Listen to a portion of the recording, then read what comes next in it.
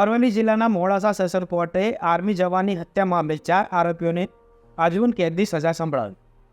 પ્રાપ્ત માહિતી અનુસાર અરવલ્લી સેશન કોર્ટના મદદનીશ સરકારી વકીલ જેડી પંચાલના જણાવ્યા અનુસાર અરવલ્લી જિલ્લાના બિલોડા તાલુકાના મલેકપુર ગામના આર્મી જવાન ઉપર લાકડી પાઇપ દારિયા જેવા ધારદાર હથિયારોથી વર્ષ 2020માં જીવલેણ હુમલો થયો હતો. આ હુમલામાં તેમનું નિધન થયું હતું. ત્યારબાદ મોડાસા ખાતે કેસ ચાલતા 4 આરોપીઓને સજા સંભળાવવામાં આવી છે, જેમાં આખરી સજા અને દંડ સાંભળી કોર્ટમાં સન્નાટો છવાઈ ગયો હતો.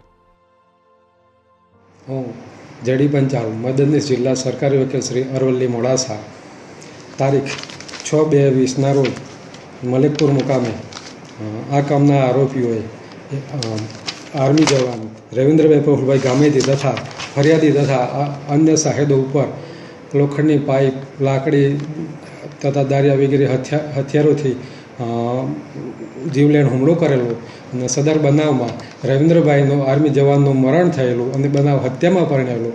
આ કામે 302, 307 અને અન્ય કલમોનો કેસ નામદાર અરવલ્લી જિલ્લાના એડિશનલ સેશન જજ શ્રી એચ.એન. વકીલ સાહેબની કોર્ટમાં ચાલી જતા અમોએ રજૂ કરેલ દસ્તાવેજી પુરાવા, મૌખિક પુરાવા તથા ધારદાર દલીલોને ધ્યાને રાખીને એચ.એન. વકીલ સાહેબ શ્રી નાઓએ આ કામના 4 આરોપીઓ અજયભાઈ સુરજીભાઈ નીનામા, કીર્તિભાઈ દિલીપભાઈ સડાત, અજયભાઈ દિલીપભાઈ સડાત, મહેશભાઈ હીરાભાઈ ખરાડી નાઓને 302ના કામે આજીવન કેદની સજા તથા 10,000 રૂપિયા દંડ ફટકારેલ છે.